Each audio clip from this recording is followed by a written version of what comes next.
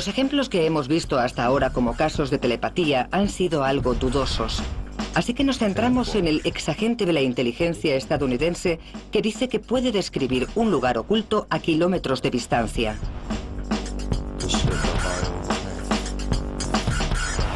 Joe McMoneagle dice que descubrió su habilidad hace 25 años. En esa época, las agencias de espionaje buscaban el modo de utilizar la telepatía para ganar la Guerra Fría.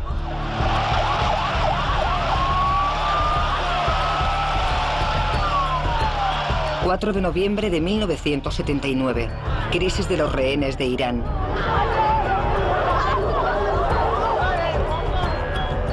Es el comienzo de una pesadilla para la administración estadounidense que dura 444 días.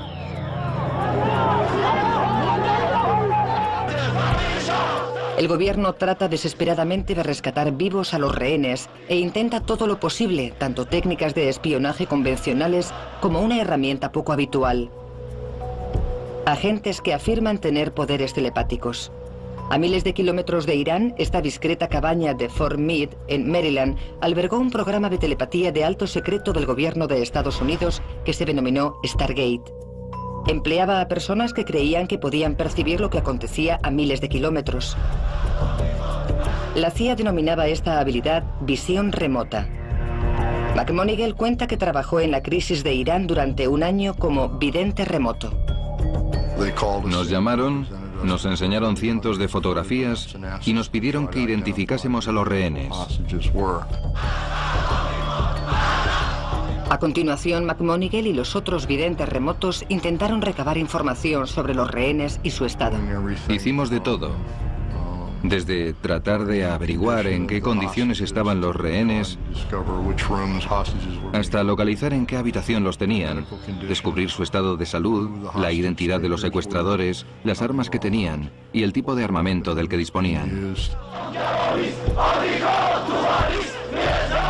McMoneagle dice que las descripciones de su equipo fueron corroboradas.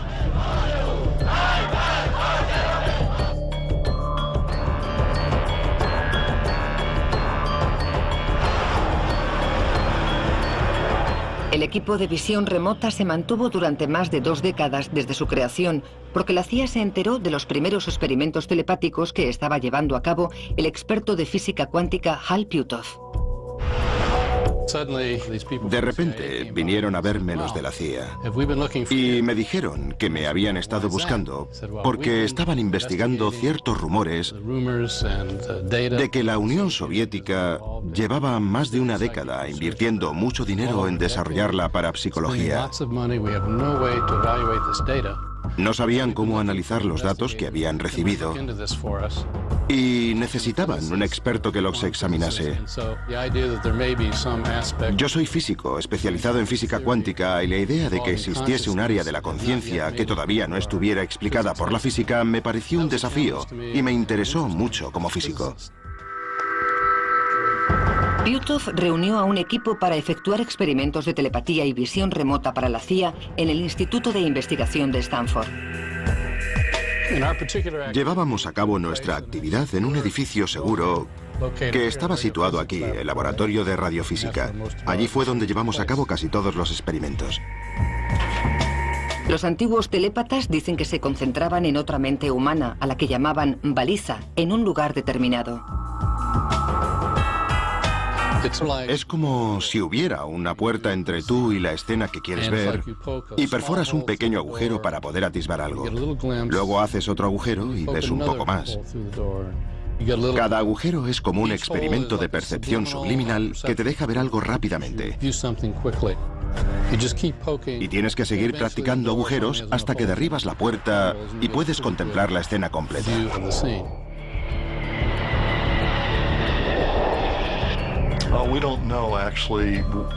No sabemos lo que interviene en la transmisión de datos que lleva a cabo el emisor. Puede que sea telepatía, comunicación entre mentes entre la persona que actúa de emisor y el vidente remoto. Esto exigía que alguien actuase de emisor telepático en el lugar objetivo. Pero emplear agentes dentro de la Unión Soviética era peligroso. Así que a los videntes remotos se les ocurrió una solución poco común: Dejaron de utilizar una baliza y se concentraron simplemente en las coordenadas de un mapa del objetivo. Pasar de la telepatía a algo que mejor se podía denominar clarividencia supuso un cambio considerable.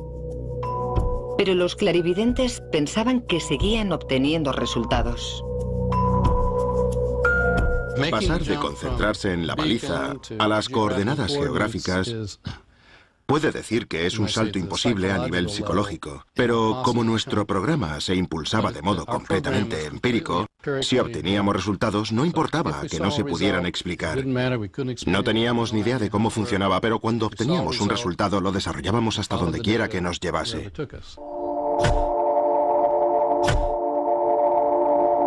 A los telépatas se les pidió que estudiasen unas instalaciones soviéticas en Semipalatinsk, en Kazajstán. Pyutov afirma que los resultados fueron notables. Estuvimos llevando a cabo los experimentos de visión remota durante 1 hora y describimos la distribución de las instalaciones. Descubrimos que el elemento más llamativo era una gran grúa que había sobre el techo de un edificio. Era una grúa tan grande que sus ruedas medían el doble que una persona.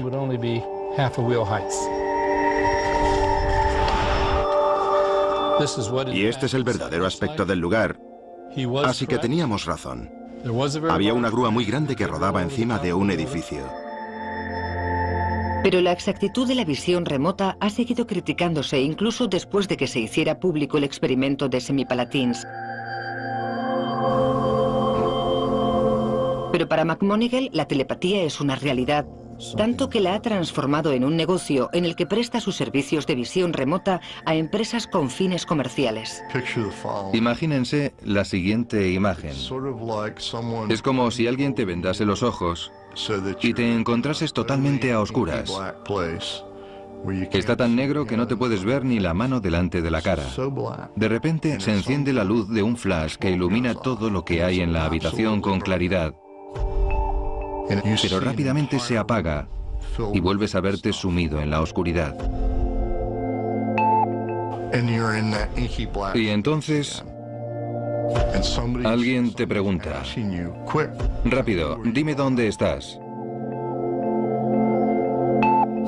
¿Puede explicarse científicamente? Creo que todavía no. McMoneagle afirma que entonces le dieron un objetivo real. El Consejo de Seguridad Nacional quería saber lo que estaba ocurriendo en el interior de un nuevo y enorme edificio al norte de la Unión Soviética, en un puerto del Mar Blanco llamado Severodvinsk. Me pidieron que describiera lo que pasaba en el interior de este edificio. Y la imagen que yo recibí fue de 2 grandes cilindros que estaban soldando juntos. Vi tubos de misil y un sistema de propulsión único. Y todo ello tenía lugar junto a un submarino de tamaño medio que parecía diminuto al lado del que estaban construyendo. Era gigantesco. Calculé que tendría el doble de tamaño que un submarino medio. Dice que fue el que averiguó que el edificio era una fábrica de submarinos, aunque estaba a 800 metros del mar y no había ningún curso de agua. Según McMoneagle, su visión se vio confirmada pocos meses después. Unos 100 días después, apareció una gran excavadora y empezó a abrir un canal hacia el mar, por el que se lanzó el submarino más grande del mundo. Un submarino de clase tifón, al que llamaban cola de castor, por la forma de su parte trasera. Me concedieron la Legión al Mérito, una de las condecoraciones más altas que hay en tiempo de paz y que se pueden otorgar a un militar, y me la concedieron por mi visión remota. Esta es la Legión al Mérito. A pesar de las afirmaciones de McMoneagle, el escepticismo que rodea la visión remota sigue siendo muy elevado. En 1995, la CIA encargó un informe sobre el programa. Uno de sus autores criticó parte de la metodología experimental de la unidad. Llegó a la conclusión de que no había pruebas de que los resultados de las observaciones eran producto de la visión remota. El informe no encontró pruebas de que la visión remota resultase útil desde un punto de vista operativo y determinó que no había pruebas de que sirviera para recabar datos de inteligencia militar de manera eficaz. Tras funcionar durante 20 años, el programa de visión remota se canceló oficialmente.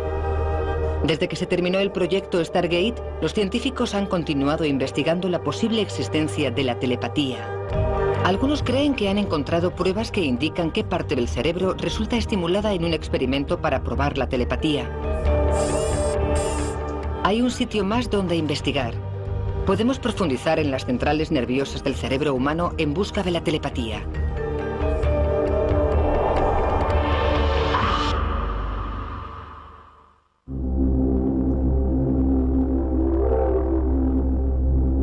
Un cerebro humano medio tiene 100.000 millones de neuronas.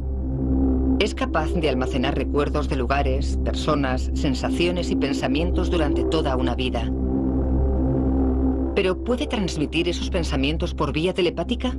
Si la telepatía existe, ¿qué nos puede contar el cerebro al respecto? La Universidad de Bastyr, cerca de Seattle, en Washington, está consagrada al estudio de la medicina natural y la salud alternativa. Aquí los investigadores tratan de medir lo que ocurre en el cerebro de la gente que intenta comunicarse telepáticamente. En este caso son una madre y una hija.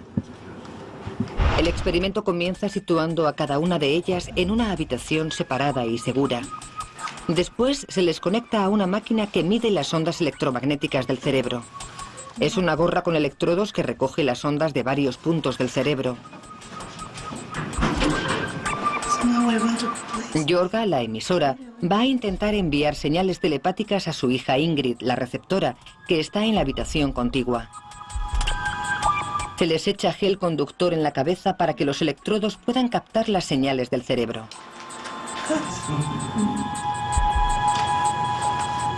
Antes del experimento se pide a Jorga e Ingrid que se relajen mediante la meditación. Los científicos de Bastyr creen que así el cerebro llega al llamado estado alfa, un estado de relajación y reflexión. Entonces la madre o emisora recibe un simple estímulo visual en el cerebro, un tablero de ajedrez que cambia repentinamente.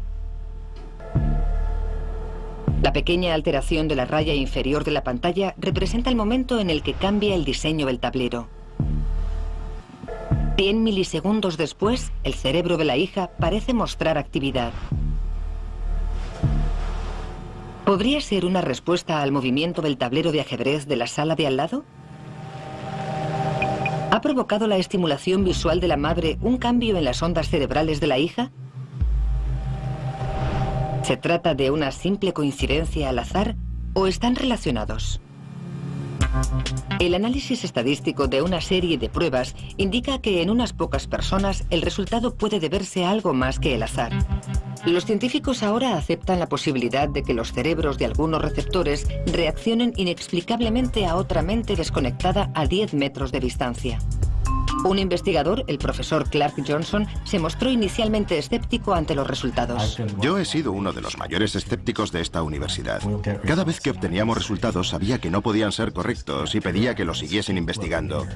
Pero ya se me han acabado las excusas para convencerme de que se cometían errores. Ya no encuentro razón para no creerlo. El experimento se repite, esta vez con el receptor dentro de un escáner de resonancia magnética. ¿Volverá a reaccionar milisegundos después de que se altere el diseño del tablero de ajedrez? Las imágenes de la resonancia magnética indican que la parte del cerebro de los receptores que resulta estimulada es la parte trasera, la zona que registra los impactos visuales. Podría tratarse de una coincidencia, pero si se tratase de telepatía, ¿podría estar reaccionando esta parte del cerebro a señales telepáticas?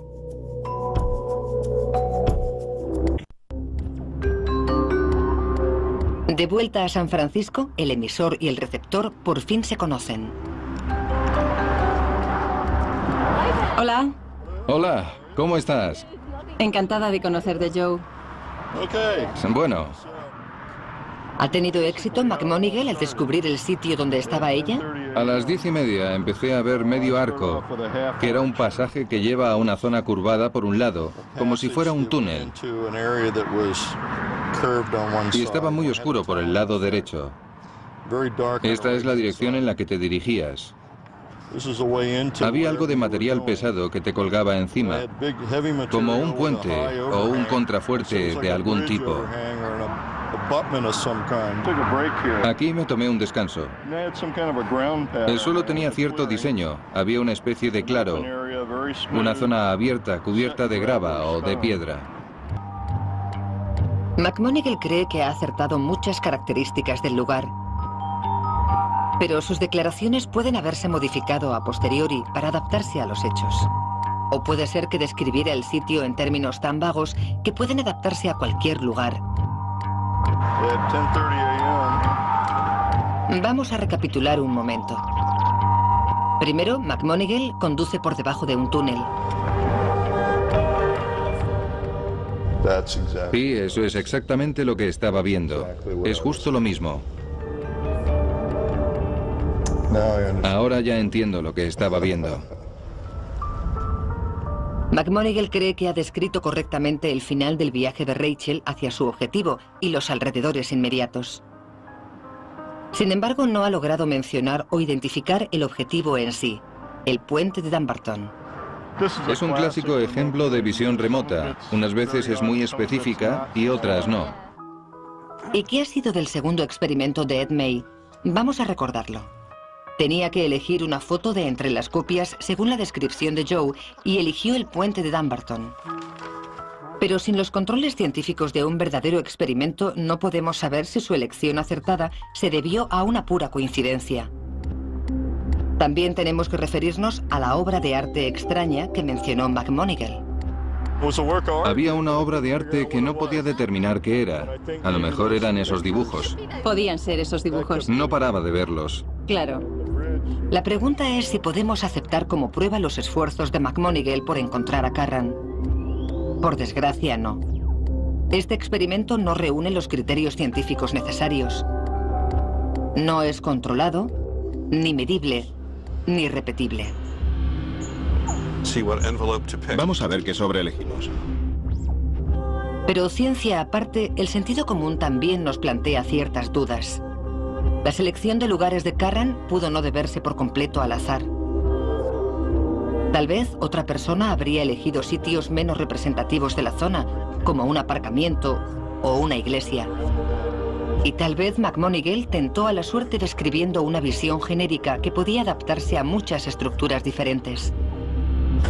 Seguimos sin convencernos de que este experimento sirva para probar la existencia de la telepatía. Pero, ¿y los otros experimentos? Son fenómenos inusuales que parecen contradecir las reglas de la razón científica. Gemelos que responden el uno al otro. Un hecho fascinante, pero poco concluyente.